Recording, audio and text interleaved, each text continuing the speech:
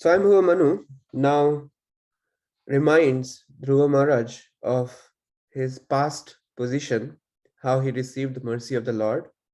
And in this way, Dhruva Maharaj is being brought to the position of surrender and giving up all kinds of anger that were manifesting.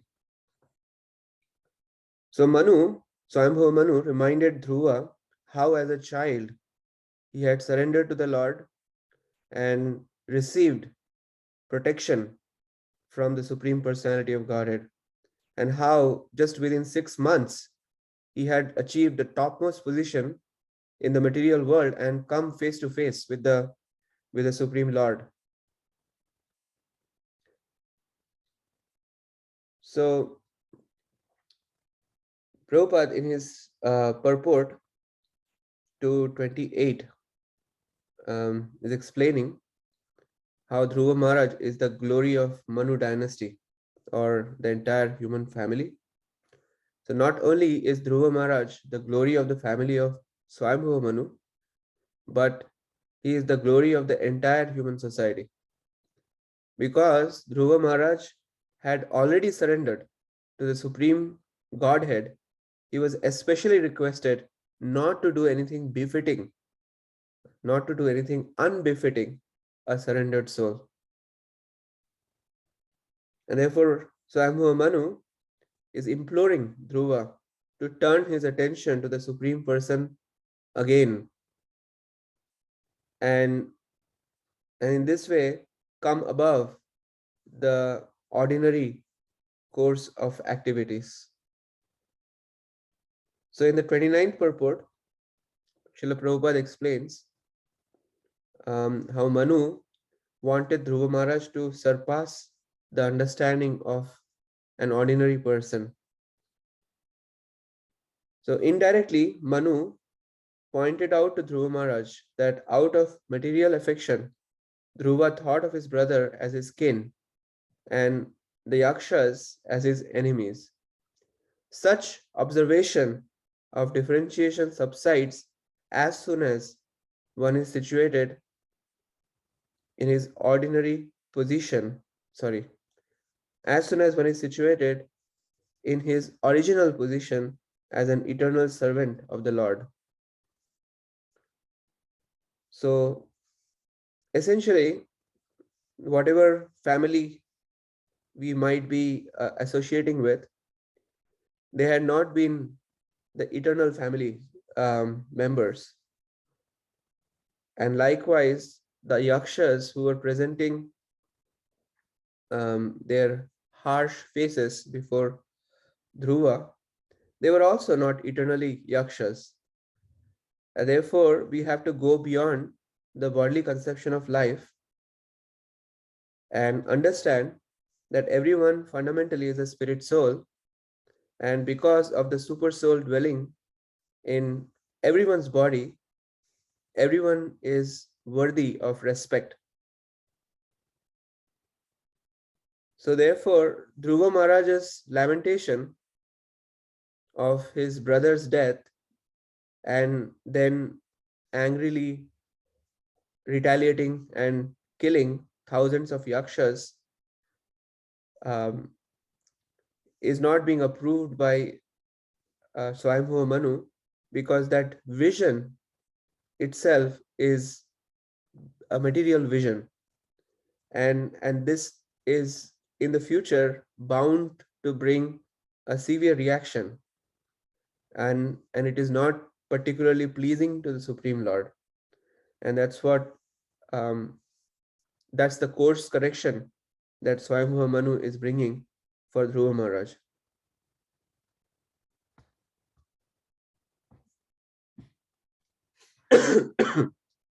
So then Svāyambhuva Manu is explaining that regaining your natural surrendered relationship to the Supreme Lord and his service will vanquish all your misunderstandings. So he's saying that just consider what I have said to you, which will act as a medicinal treatment upon disease. And then he is ordering Dhruva Maharaj that control your anger. For anger is the foremost enemy on the path of spiritual realization. I wish all good fortune for you. Please follow my instructions. A person who desires liberation from this material world should not fall under the control of anger, because when bewildered by anger, one becomes a source of dread for all others. And Prabhupada emphasizing on this point in purport number 31, how on the path of spiritual advancement, we must give up anger. The Dhruva Maharaj was a liberated soul, and actually he was not angry with anyone, but because he was the ruler, it was his duty to become angry for some time in order to keep law and order in the state. His brother Uttama was without fault, yet he was killed by one of the yakshas. It was the duty of Dhruva Maharaj to kill the offender life for life, because Dhruva was the king. When the challenge came, Dhruva Maharaj fought vehemently and punished the yakshas sufficiently. But anger is such that if one increases it, it increases unlimitedly.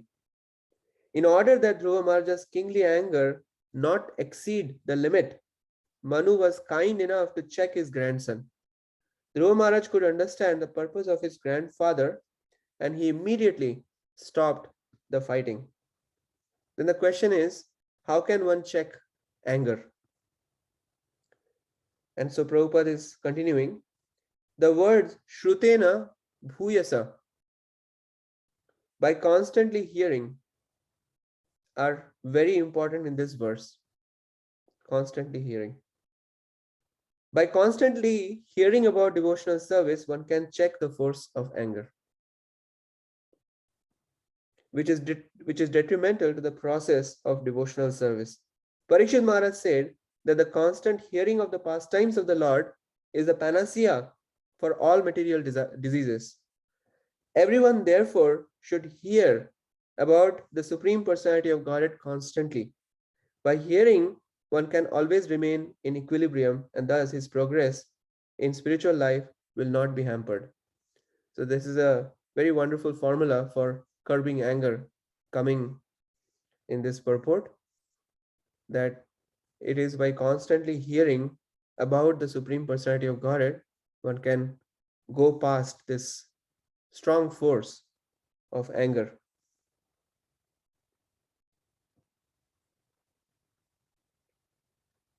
So the question is that, is it then sensible to renounce anger, which may be required to instill fear in some situations?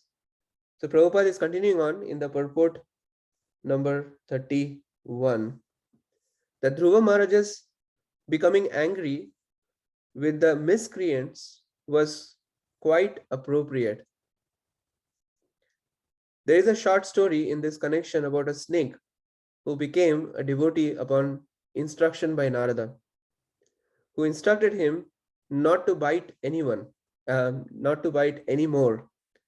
Since ordinarily a snake's business is to fatally bite other living entities, as a devotee he was forbidden to do so. Unfortunately, people took advantage of this non-violence on the part of the snake, especially the children, who began to throw stones at him. He did not bite anyone, however, because it was the instruction of his spiritual master. After a while, when the snake met his spiritual master Narada, he complained, "I have given up the bad habit of biting innocent living entities, but they are mistreating me by throwing stones at me." Upon hearing this, Narad Muni instructed him, "Don't bite, but do not forget to expand your hood as if you were going to bite. Then they will go away." Similarly, there's a very practical instruction that Prabhupada is giving. Similarly, a devotee is always non-violent. He is qualified with all good characteristics. But in the common world, when there is mischief made by others, he should not forget to become angry, at least for the time being, in order to drive away the miscreants. So finally, Svāyambhuva Manu concludes his instructions with a mild chastisement that you have retaliated against the whole Yaksha race, and just because a single Yaksha killed your brother, so in this way you have disrespected Kuvera, because Yakshas, they belong to Kuvera's family. Therefore, what you should do, you should go and pacify Kuvera with gentle words and prayers, so that his wrath would not affect our family. And then after giving these beautiful instructions, and Dhruva Maharaj receiving all these instructions with full respect, Manu returned back home along with the sages. So thank you very much.